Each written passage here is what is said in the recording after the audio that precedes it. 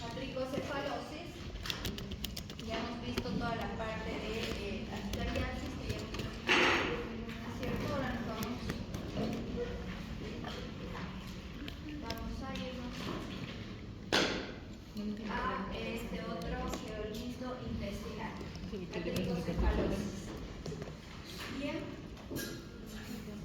¿qué es lo que vamos a ver? Vamos a ver introducción, agente causal, morfología, ciclo de vida, enfermedades patogénicas.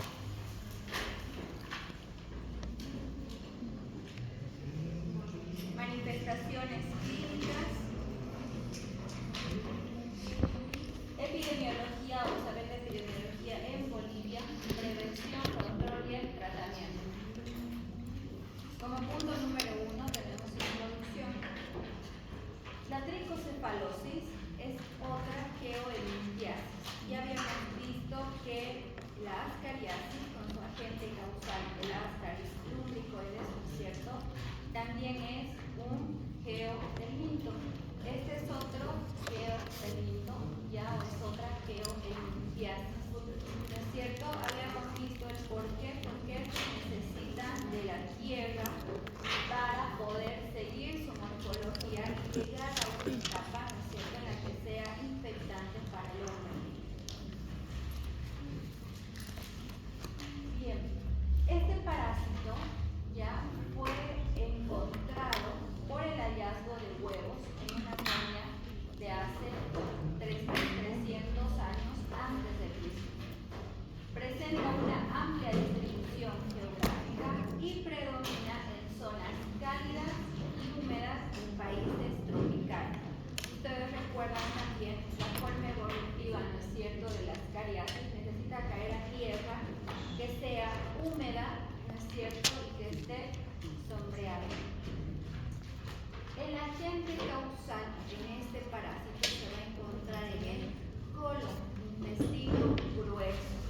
La ascariasis se encontraba en intestino delgado, ¿no es cierto?, a predominio de duodeno y de yeyuno. Este parásito, la tricocefalosis, o esta parasitosis, la tricocefalosis, ¿no es cierto?, se va a localizar en intestino grueso.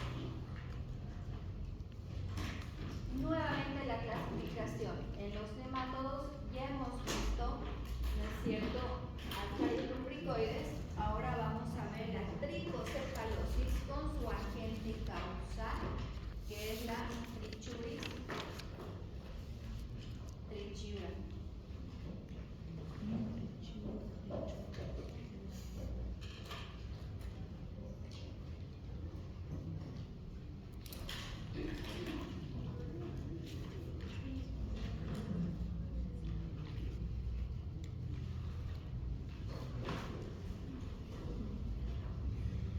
Bien, agente causal de la tricocefalosis. La tricocefalosis es la parasitosis. Cuidado, y después se van a confundir con la triquinosis, ya que es otro tipo de parasitosis, tiene otro agente causal muy diferente a este. Ya muchas veces se confunde. Tricocefalosis, la tricocefalosis es una parasitosis, es una geohelminthiasis, ¿no es cierto?, con su agente causal la Trichuris trichiura. La triquinosis es una helminthiasis tisular, es de la triquina. Ya son dos cosas diferentes. Se parecen, pero es diferente. Se parecen en la parte del nombre.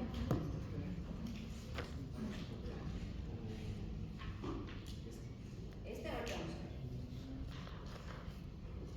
Bien, dentro de la morfología de esta parasitosis,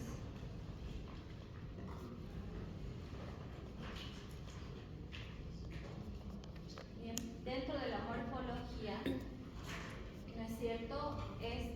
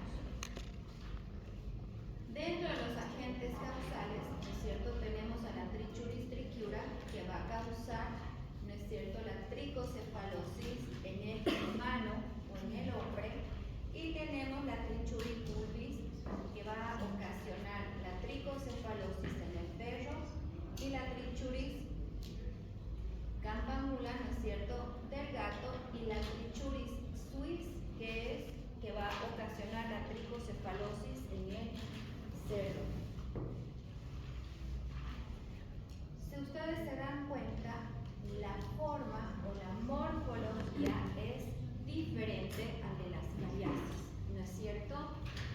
Ya son con la característica que en su extremo, ¿no es cierto?, en uno de sus extremos es mucho más delgado que la parte del cuerpo y tiene la forma de un látigo o de un pelo.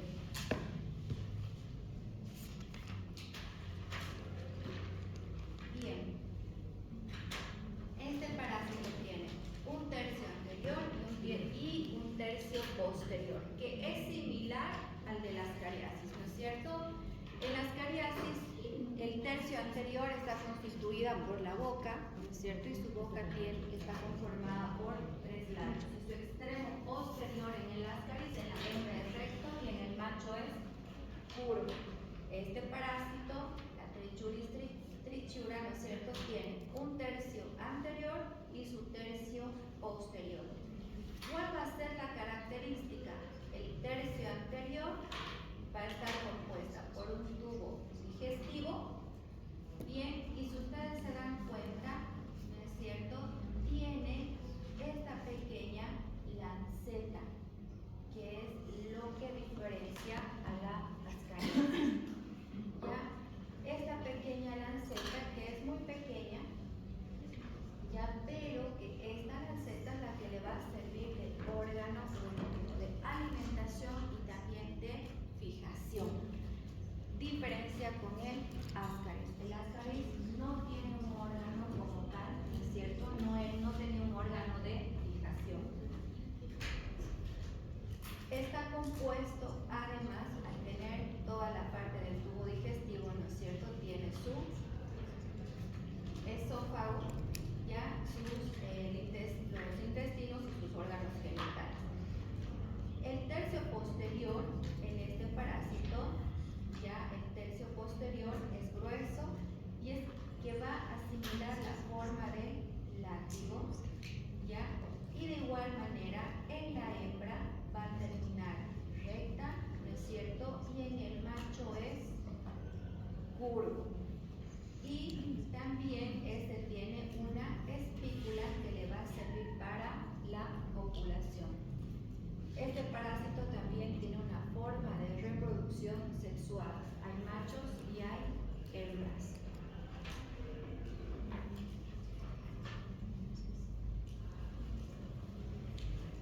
Si vemos aquí, ¿no es cierto?, tiene toda la parte del intestino, porque tiene un sistema digestivo casi completo, ¿no es cierto?, y es casi la misma característica. Los machos tienen testículos, ¿no es cierto?, su bolsa o vesícula seminal, y las hembras están compuestas por vagina, tiene la vulva y los conductos o ureterales.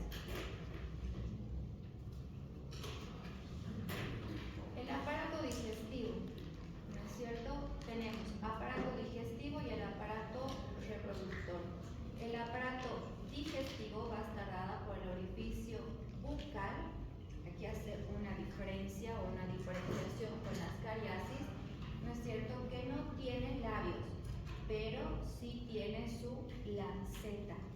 Bien, tiene un esófago al igual que las lumbricoides, ¿no es cierto?, que está compuesto más que todo es un órgano muscular. Y en la parte del esófago va a tener unas bolsas o células secretoras, bien, que van a recibir el nombre de esticosoma. Este es el que va a producir ya unas células que le van a servir para esa lanceta cuando salga a tratar de lesionar la mucosa del colon, ¿no es cierto?, provocando de que haya mucha más erosión. Entonces, al tener estas glándulas, al salir por esa lanceta, vamos a tener después la sintomatología que nos va a dar en la parte del colon. En la parte gruesa ya del parásito, ¿no es cierto?, se va a encontrar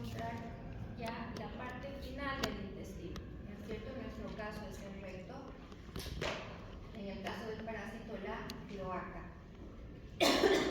La cloaca que va a desembocar en el aparato reproductor masculino. Ahora, el aparato reproductor va a estar ubicada en toda esta parte gruesa, ¿no es cierto?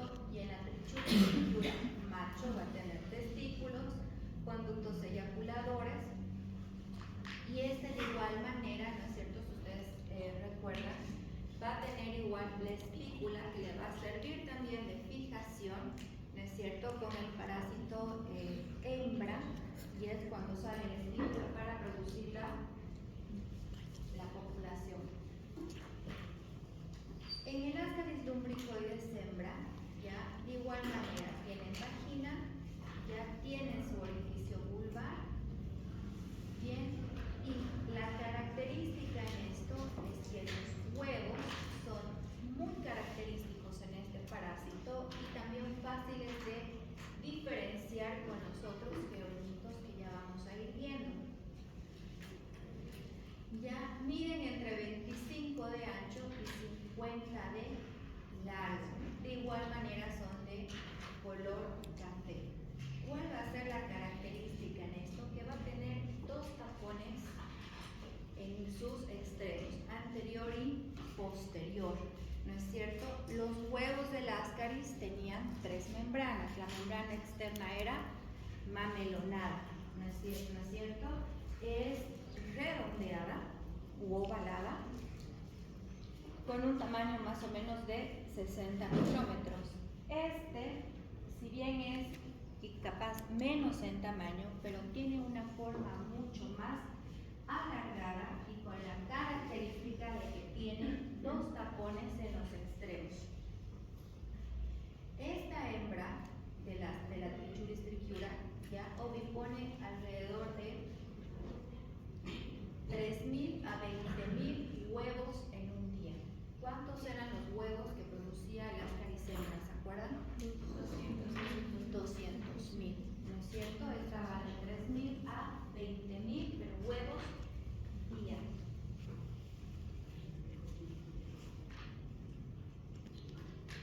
Nuevamente es otra imagen en la parte de la morfología, ¿no es cierto? Aquí tenemos la boca y toda la parte gruesa, ¿no es cierto? Donde se encuentra gran parte del sistema digestivo y del sistema reproductor, ¿no es cierto? Con la característica también de que este extremo, si ustedes ven aquí hay una puntita, ¿no es cierto? Que esa es la espícula, ¿no es cierto? Es un parásito macho, ¿no? Que le va a servir para órgano de fijación. Y si se fijan, este también tiene una terminación curva, al igual que el Ascaris macho. En cambio, el Ascaris hembra, ¿no es cierto?, no tiene esa curvatura al final en su extremo, ¿no es cierto? Y termina recto. Bien, esta es la característica ya de los huevos en esta parasitosis. Si bien aquí vemos en este que es de color café, ¿no es cierto?, no tiene la forma mamelonada del Ascaris. Y este sí tiene los dos tapones, ¿no es cierto? Si vemos, este es uno y en el otro extremo es otro. Tiene sus membranas, ¿no es cierto?, pero no es mamelonada. ¿Qué morfologías vamos a tener en esta parasitosis? ¿No es cierto? El huevo no embrionado y el huevo embrionado. El no embrionado es el que va a salir al exterior, ¿no es cierto?, mediante la eliminación de la materia fecal del hombre. Bien.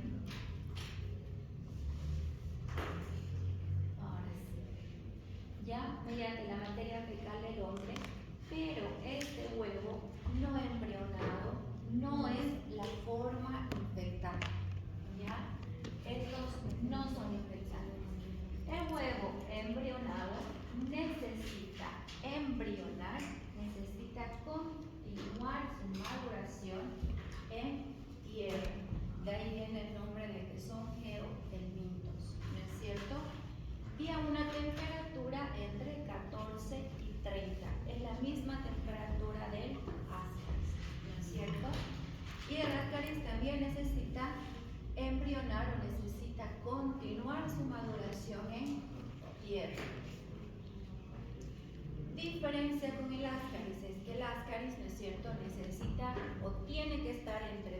4 semanas en tierra.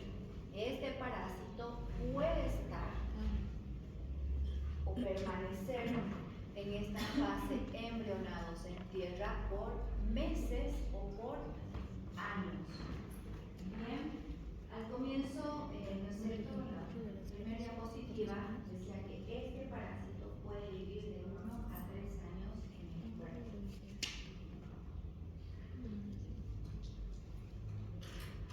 El huevo embrionado, ¿no es cierto?, al continuar su maduración a una temperatura de 14 a 30 grados, necesita también de que la tierra en la que vaya a caer sea favorable para este huevo.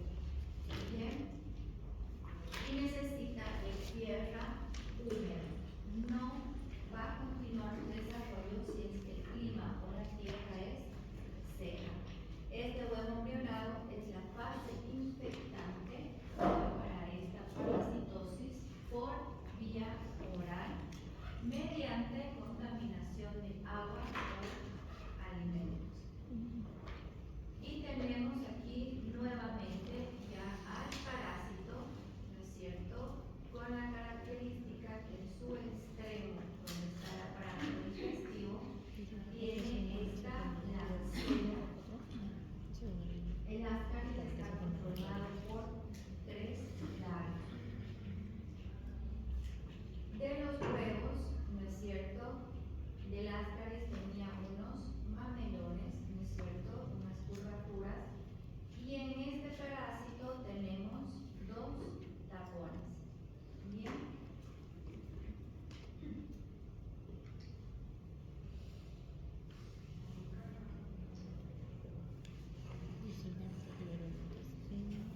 Desde que se inserió hasta ahí son 17 días.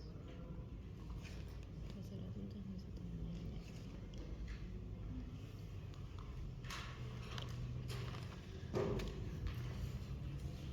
Abril, ¿me la puedes pasar a diapositiva, por favor?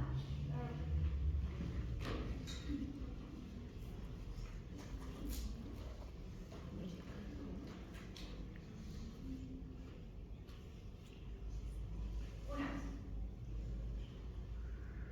Bien. Entonces, hemos visto huevos embrionados, huevos no embrionados. Otra forma evolutiva van a ser las larvas y finalmente vamos a tener a los adultos. Bien, estas larvas en el interior ya del intestino, ¿no es cierto?, los huevos, una vez que ingrese este huevo embrionado en nuestro cuerpo, va a sufrir una lisis o un ablandamiento de sus membranas. Bien. Y al sufrir el ablandamiento de las membranas, obviamente van a liberar las larvas en el intestino delgado, porque es un huevo embrional y hemos visto en la parte del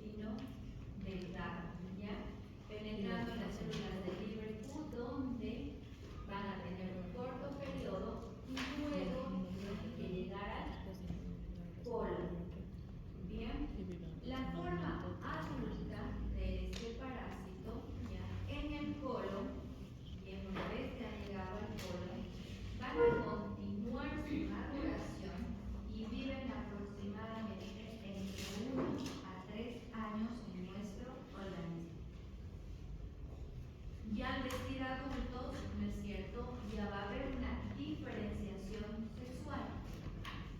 Trichuris trichura hembra y una Trichuris trichura macho, ¿no es cierto? Ambos se van a enclavar en la mucosa, ¿no es cierto?, mediante esa lanceta, bien, que es contráctil o retráctil, esta lanceta.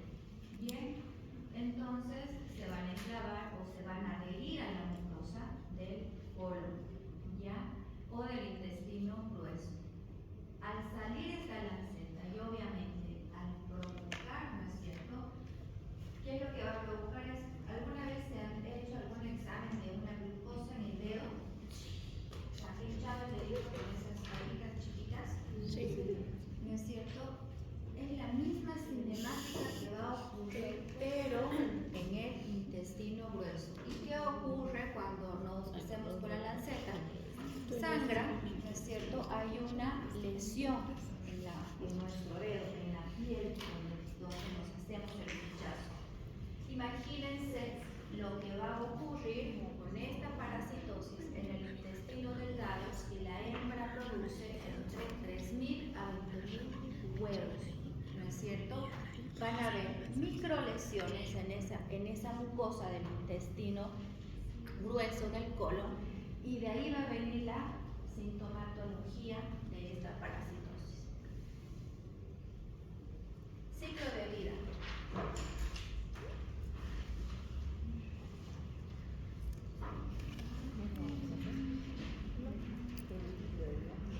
Empezar con eso.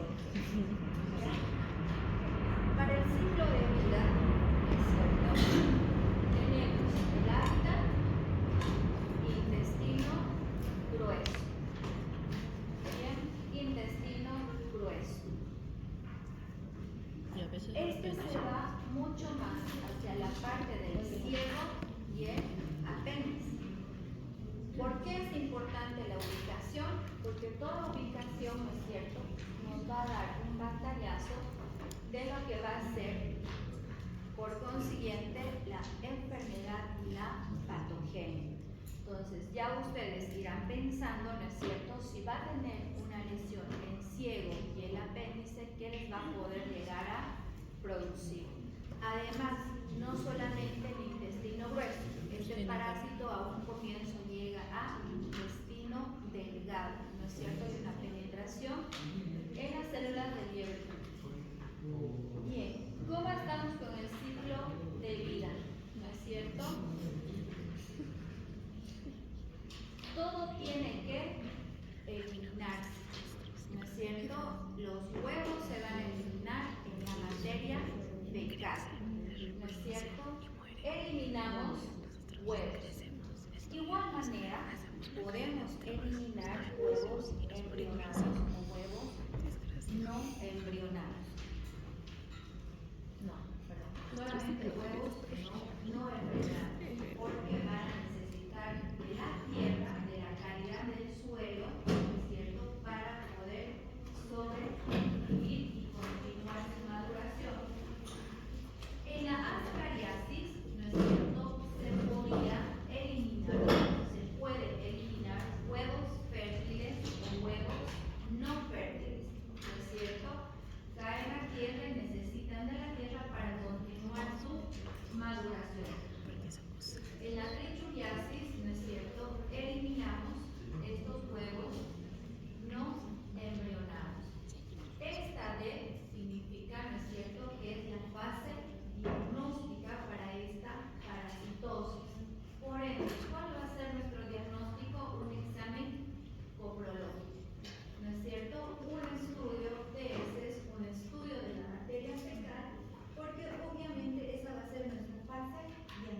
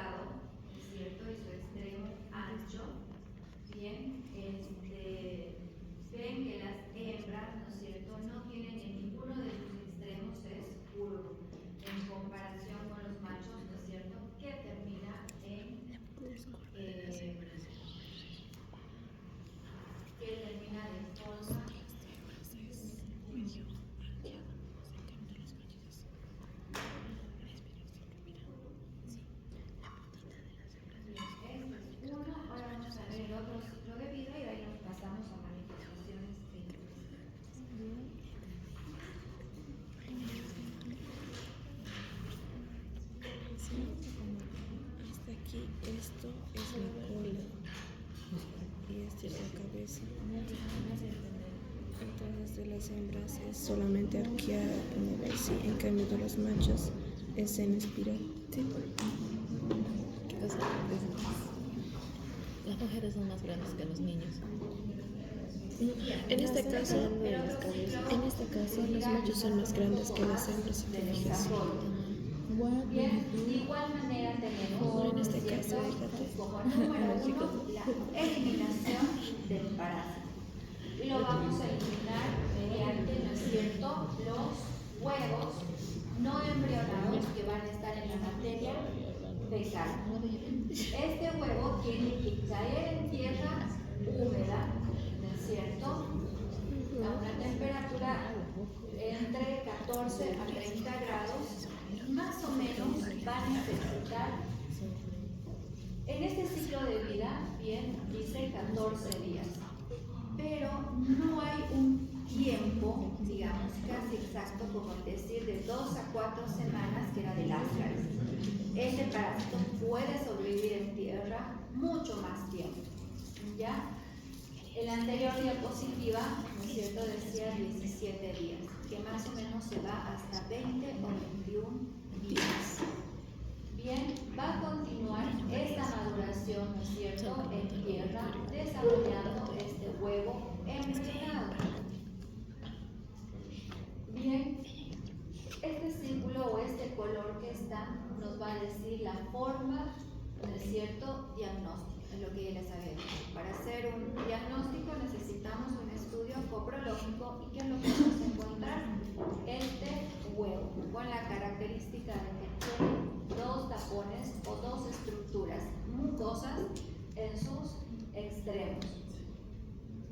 La forma infectante, ¿no es cierto?, que es esta, que está de color rojo, ¿no es cierto?, va a ser el estadio que ustedes van a encontrar como huevo embrionado o van a encontrar como L1, que es la primera fase o la primera etapa, ¿no es cierto?, de la larva en esta parasitosis.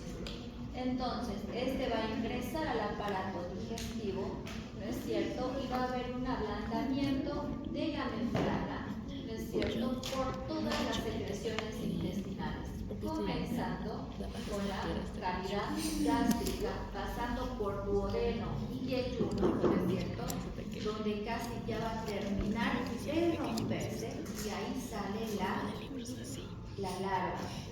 Bien, esta larva, ¿no es cierto?, va a continuar su maduración hasta llegar a su hábitat. Esta larva en intestino delgado, ¿no es cierto?, va a penetrar las glándulas o las células del intestino delgado, las células de Lieber.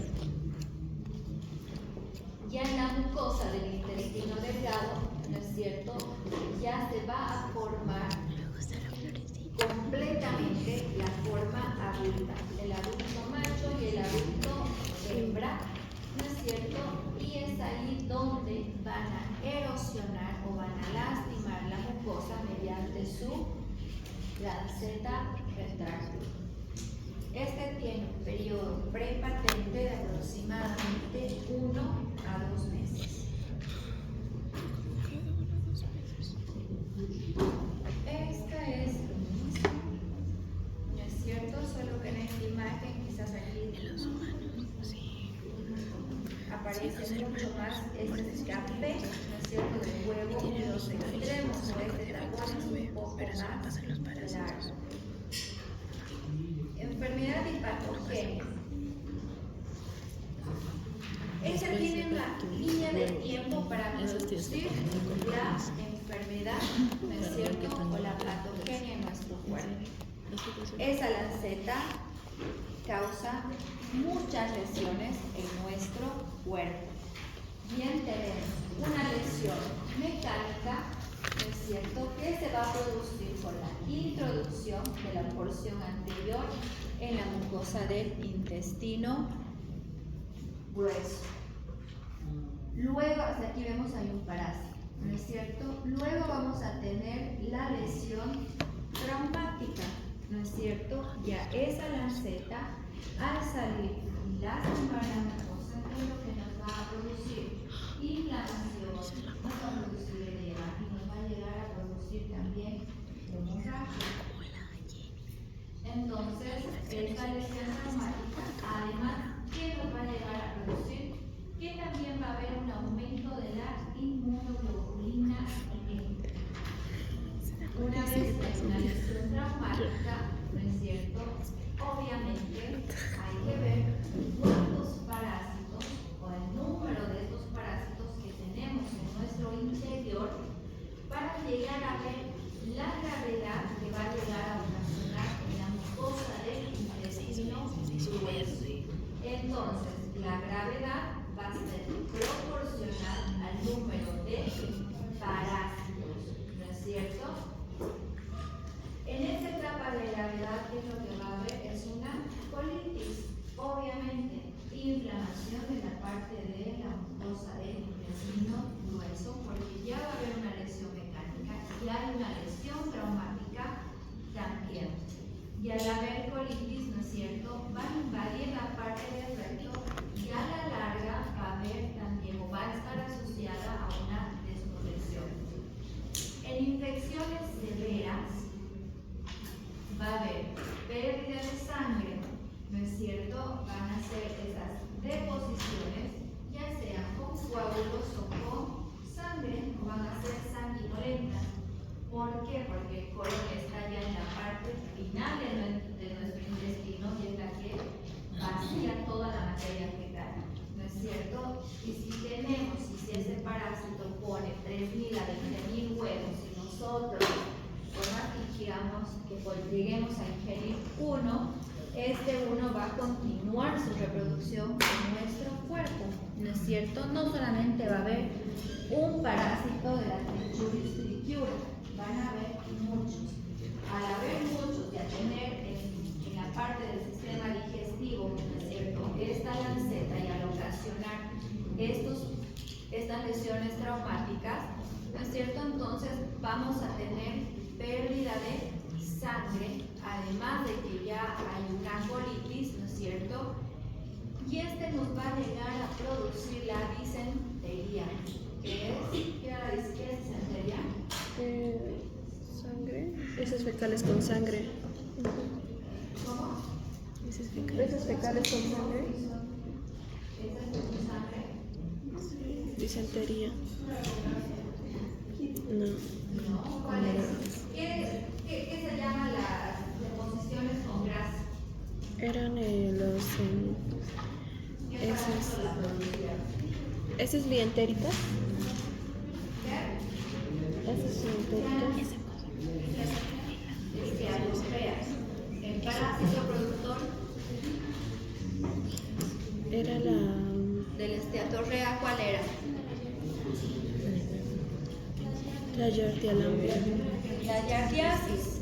¿No ves por qué? Porque es el intestino delgado y va a haber una alteración en la degradación de hidratos de carbono, proteínas y grasas. Nos va a llegar a producir la esteatorrea. Disentería, deposiciones con sangre. Bien. Ya cuando hay una infección severa, al haber una inflamación, al haber una colitis marcada en el intestino grueso, va a haber esta imagen que ustedes ven. Ya este es un niño, ¿no es cierto? Esta es la región anal y si ven ya hay un prolapso rectal. Sale parte del intestino de la mucosa rectal que ya sale por el ano. Es que el ¿Por otro qué ya estaba hay este ahí. prolapso rectal? ¿Qué tiene que ocurrir Oye, se te para cayó. que parte del intestino tenga que salirse por el ano? ¿Por qué creen?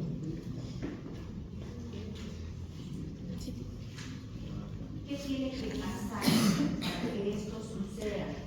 A ver, piensen. Tendría que haber un. Si ya hay una ¿Por qué? colitis. Por la migración del parásito. Ya la migración del parásito ya está en el colon, ya te ha producido una colitis. Ahora, para que salga en la parte de la mucosa del recto, ¿por qué? ¿Qué tiene que pasar? tiene que haber? Una inflamación. ¿Qué creen? ¿Qué? Una inflamación. ¿Qué? Inflamación ya hay, porque ya te produció inflamación, por eso se llama colitis. Ya hay una inflamación en esta Una parte reacción del... Ahora, ¿por qué sale parte del recto a través del ano? Porque hay un prolapso rectal, que en algún momento van a llegar a ver, mucho más frecuente en niños, sí. ¿Por qué? Ustedes van a ver y se van a asustar. ¿Ya? Porque hay pujo, ¿no es cierto? Hay pujo y también hay penesmo. Tienen esa sensación, ¿no es cierto?, de querer evacuar cuando no hay la cantidad, digamos, de materia fecal para tener el vaciamiento. Pero generalmente los niños tienen esa sensación. Entonces, al haber el pujo, ¿no es cierto?, que es diferente a las hemorroides, no es lo mismo. Bien, entonces al haber el pujo, los niños tratan de empujar cada vez más. Entonces la mucosa, ¿no es cierto?, si este es el ano, acá el ano, ¿no es cierto?, al haber tanto esfuerzo, la parte de la mucosa sale y es lo que se ve así con eso. Bien, ahora, si ya tenemos lesión mecánica, tenemos una lesión traumática, según la gravedad y cuántos parásitos tengamos de Trichuris trichiura en nuestro cuerpo, ¿no es cierto?, nos va a llevar a infecciones severas y obviamente nos va a llevar a producir úlceras en la mucosa. Estas úlceras, ¿no es cierto?, si llegan a perforar la parte del colon o del apéndice, nos va a llevar a producir una apendicitis, ¿no es cierto?, y en el peor de los casos, una peritonitis. Bien.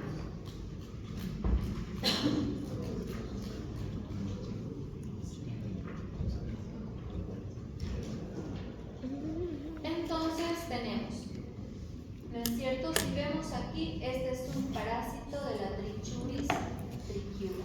Bien, es la parte de la mucosa del intestino grueso. Toda mucosa del intestino grueso, ¿no es cierto?, tiene es mucho más arrugado, como para que me entiendan, ¿no es cierto? Toda la parte de la mucosa del intestino delgado es un poco más liso. En cambio, esta tiene como estas rugosidades, ya por eso sabemos que es intestino grueso. Las ostras. Si vemos aquí, ¿no es cierto?, intestino grueso, todo este líquido amarillo, obviamente es el líquido de la materia fecal, y aquí vemos estas cositas blancas, que solamente en su caso ustedes la van a ver bien cuando descarguen las diapositivas, ¿no es cierto?, son los parásitos. Si ya tenemos cantidad de parásitos, miren que parecen ahí, no sé, en el interior, ¿no es cierto?, imagínense lo que van a llegar a ocasionar. Muchas más lesiones traumáticas, ¿no es cierto?, inflamación, edema, ¿no es cierto?, y hemorragia. Y si hay cantidad, nos va a llegar a producir todo esto rojo que ven, ya obviamente es, ¿no es cierto?, ulceraciones. Y al haber muchas más ulceraciones, hay mayor evacuación del intestino, ¿no es cierto?, hay mucha mayor diarrea y un prolapso rectal.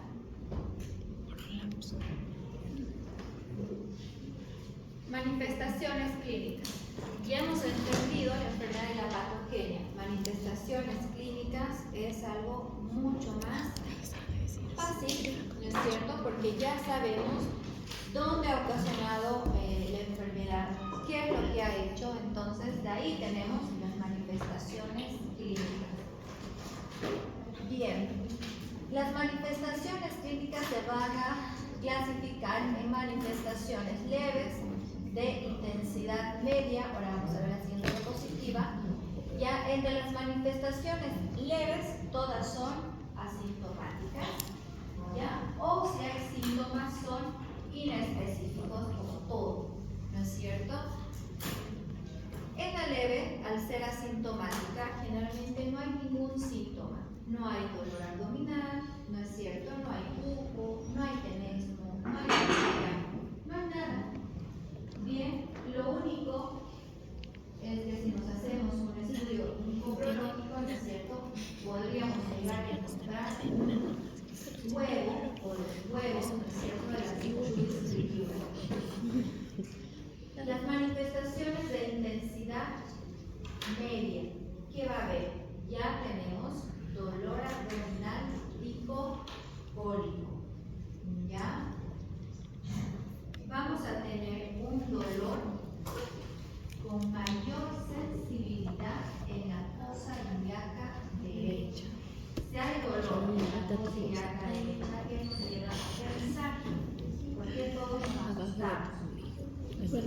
¿Por qué?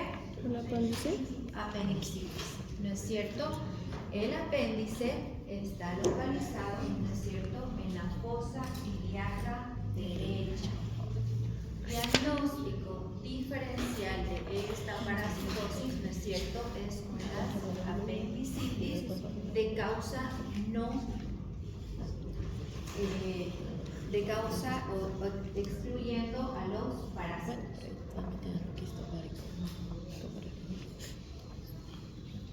Tenemos 9 cuadrantes, ¿no es cierto?, en la parte del abdomen, ¿no es cierto? Vamos a dividir en 9. La primera línea va, ¿dónde va? De línea media maxilar. ¿Dónde?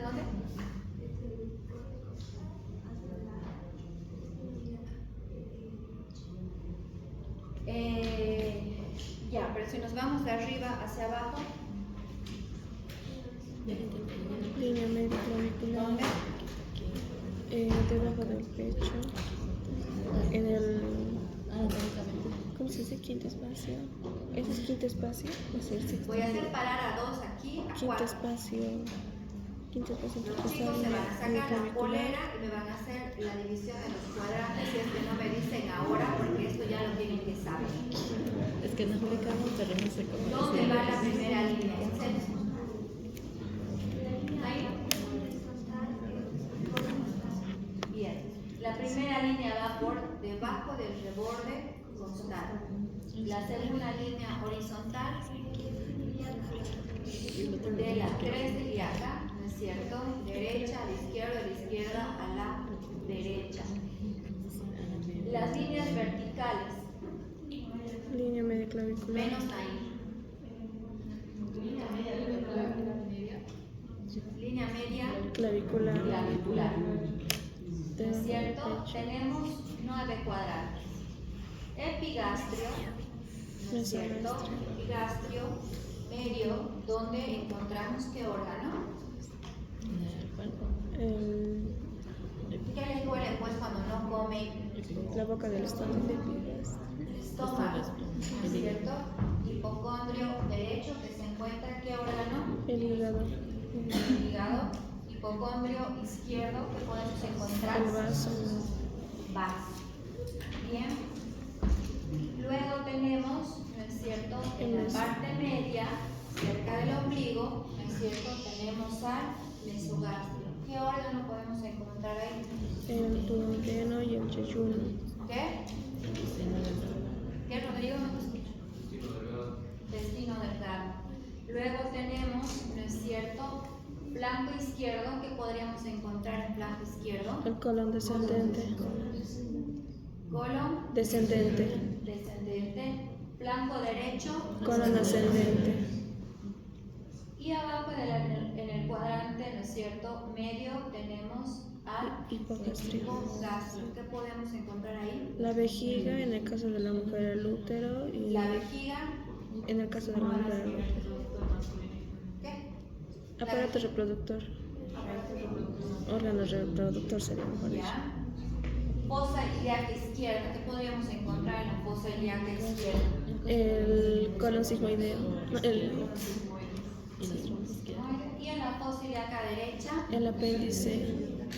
Muy bien. Apenas, ¿no? ¿Qué pasa?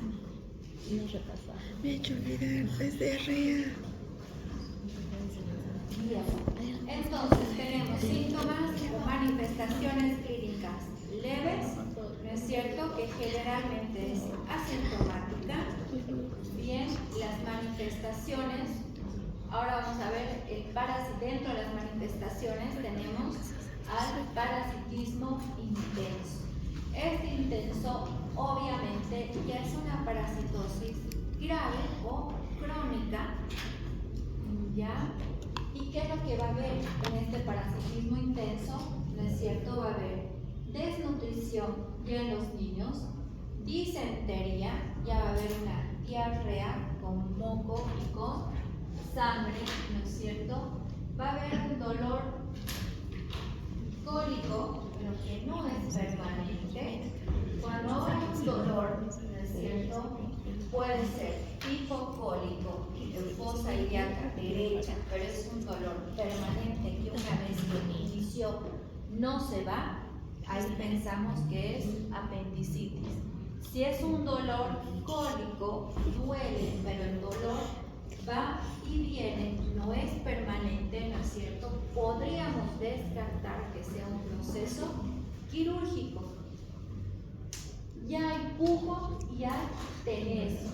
Entonces, estos dos, ¿no es cierto?, es lo que nos va a llevar ya a una forma grave en la cual ya va a haber un prolapso Pero me rectal. parece el zapallo amarillo. Entonces No creo. tenemos a niños desnutridos, ¿no es cierto? Y en su materia fecal va a haber diarrea con moco, ¿no es cierto? Y sangre. No voy a ver el puro. En la forma grave ya son niños desnutridos, ¿no es cierto? Aquí Ya en forma grave. prácticamente al tener una desnutrición ya hay una hipotonía generalizada. Ya son los niños que están en cama, que ya no pueden ni levantarse porque no tienen fuerza muscular, porque ya no tienen ni músculo. Bien. Entonces, al haber desnutrición y al haber una hipotonía de músculos, ¿qué es lo que también va a haber? Va a haber una relajación ya de los esfínteres. Lo que había, la sintomatología en el parasitismo, ¿no es cierto?, intenso, que había un pujo y un tenesmo, ya en la forma grave, ¿no es cierto?, ya al haber una relajación, de igual manera la mucosa, ¿no es cierto?, rectal sale, llevándonos a ver la mucosa o el prolapso rectal. Obviamente va a haber anemia, ¿no es cierto?, va a haber talla baja. Y la característica, ¿no es cierto?, es que estos van a tener en los dedos, estos dedos, el palillo de tambor, ¿no es cierto? Los deditos, el extremo, toda esta parte de la uña es circular. ¿Te parece? Sí se parece a los palillos de tambor cuando están en el colegio, ¿no es cierto? Tienen esa característica. Obviamente no es característica, ¿no es cierto?, típica o clásica de esta enfermedad. Estos dedos en palillo de tambor se presentan también en otras enfermedades, más que todo en la parte respiratoria, como en los pacientes con fibrosis quística. También tienen esta característica en los dedos. Diagnóstico. Bien, diagnóstico. Ya hemos visto el ciclo de vida, ¿no es cierto? En el ciclo de vida hay una eliminación de los huevos a través de la materia fecal, ¿no es cierto? Y hemos visto también que al eliminarse, ¿no es cierto?, estos huevos se los puede ver mediante un examen coprológico. El recuento de huevos, ya si vemos, ponemos en el portaobjetos y empezamos a contar cuántos de estos huevos tenemos, ¿no es cierto? Este nos va a dar una confirmación diagnóstica. Vamos a correlacionar el número de huevos con la intensidad de la infección. Ya lo podemos hacer y ya podemos ver mediante, obviamente, este recuento de huevos en un examen coprológico. ¿Ya? Entonces, vamos a tener que, si hay un aproximado o hay menor a 1000 huevos en esa placa que vamos a ver, ¿no es cierto?, vamos a tener manifestaciones leves. Si tenemos entre 1000 a 10.000 huevos, ya las manifestaciones ya van a ser o nos va a producir una infección relativamente media. Mayor a 10.000 huevos vistos en este portaobjetos, ¿no es cierto?, vamos a tener manifestaciones intensas. ¿Qué digo con manifestaciones leves? Que vamos a ser asintomáticos. Con manifestaciones medias, ¿no es cierto?, ahí ya vamos a tener dolor abdominal. En las intensas ya tenemos disentería, ¿no es cierto? Diarrea con moco con sangre, dolor abdominal y también ya hay un poco de tenesmo. Y en las muy intensas, con un recuento de huevos mayor a 30.000, tenemos manifestaciones intensas en la cual ya vamos a poder ver dentro de las manifestaciones un prolapso rectal. ¿Cómo vamos a hacer el cálculo? ¿No es cierto? La fórmula de cálculo para los parásitos adultos. ¿Cómo vamos a saber más o menos el contar estos huevos en esa placa, ya en esa placa de portaobjetos, nos va a llevar a un aproximado de cuántos adultos vamos a desarrollar en nuestro organismo? ¿Por qué será importante el saber? Porque si tenemos, ¿no es cierto?, hacemos el recuento de huevos, qué sé yo, se ha encontrado 1000 entre 200, ¿cuánto es? 1000 entre 200, 50. ¿cuánto? 50. ¿Cuánto? 50. 5. 500. 5. Pero hablen pues, chicos. Y me metí. ¿No es cierto?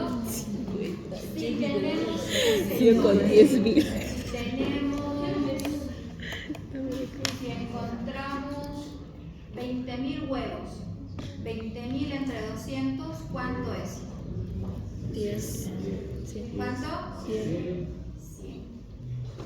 Entonces, 20.000. vamos a tener 100 parásitos adultos en nuestro cuerpo si encontramos 20.000 huevos 100 en huevos. ese recuento, en ese portaobjetos.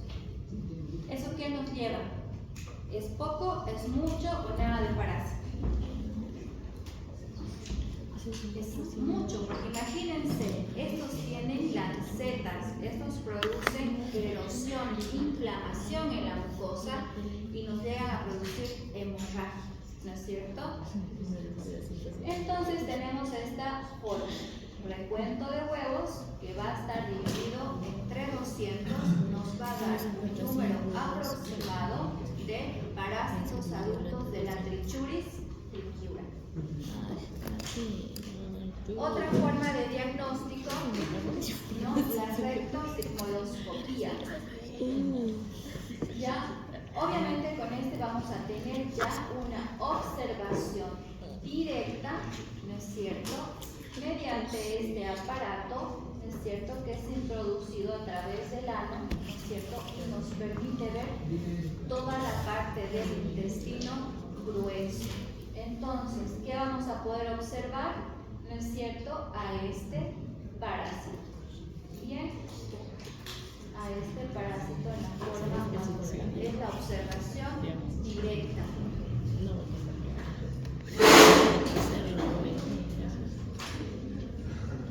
Vamos a tener estudios de biología molecular. Sí, tenemos una PCR, ¿no es cierto? Ya esta PCR obviamente es un estudio ya para ver quizás la intensidad del parásito. ¿Ya?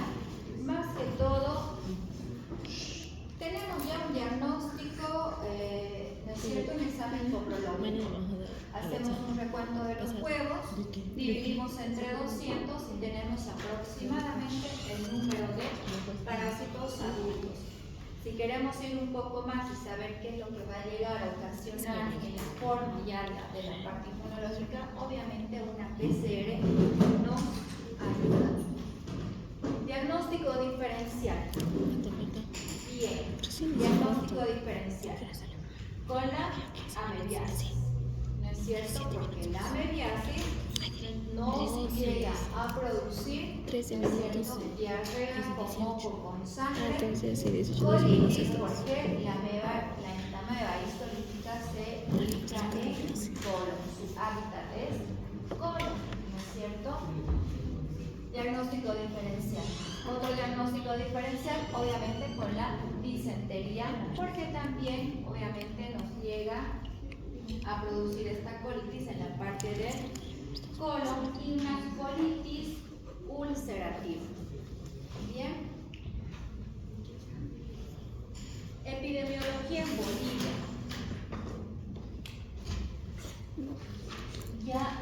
otro, ¿Qué me sé?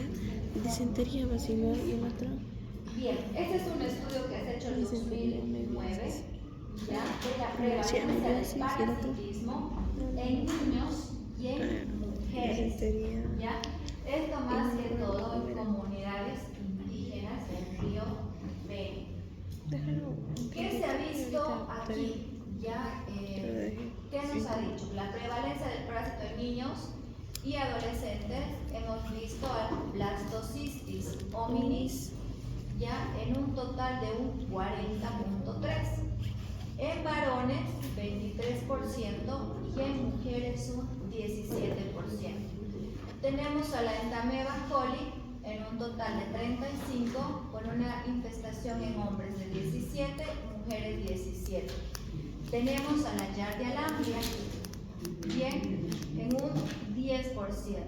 Ahora, ya hemos visto, ¿no es cierto?, en la anterior clase a las cariáceas. El Ascaris lumbricoides aquí me da un total de un casi 50%.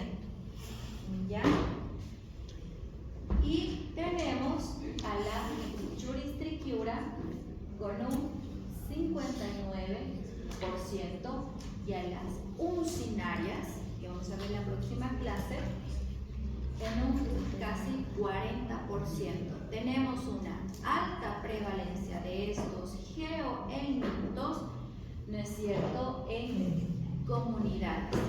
Justamente por eso, ¿no es cierto?, porque son comunidades que no tienen calles asfaltadas, ¿no es cierto?, que algunas comunidades pueden tener deficiencia en las viviendas o deficiencia en un saneamiento básico, ¿no es cierto?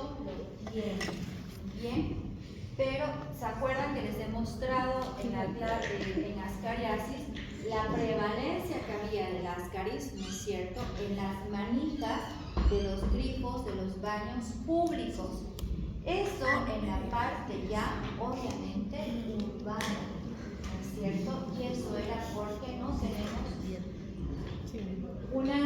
nos podemos lavar las manos, pero cometemos el error de tocar, ¿no es cierto?, volver a tocar ese grifo que ya estaba quizás contaminado. Entonces, si nos damos cuenta con esta prevalencia, vemos que estas tres, ¿no es cierto?, que son geoelmintos, tienen mayor prevalencia en comunidades.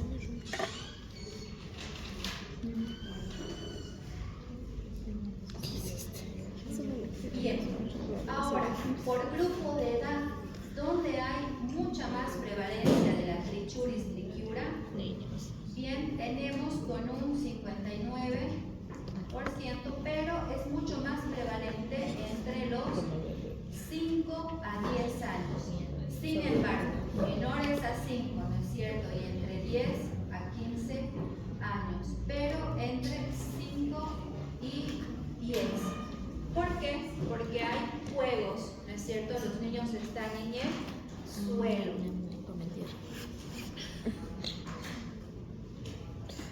La frecuencia de parásitos intestinales en las madres nos ha dado ya un 40% de la Trichuris trichiura, de las Ascaris lumbricoides igual 46% y de las uncinarias un 48.72%.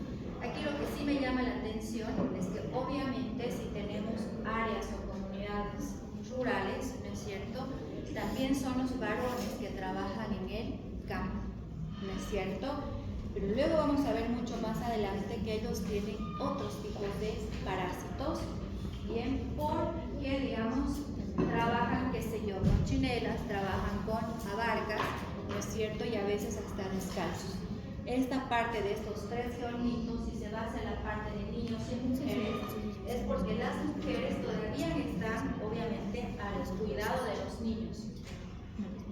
Ya son las que limpian la casa, ¿no es cierto? Y al estar al cuidado de los niños, también son los que están a cargo, el que si van al baño, el de tratar de limpiar. ¿Bien?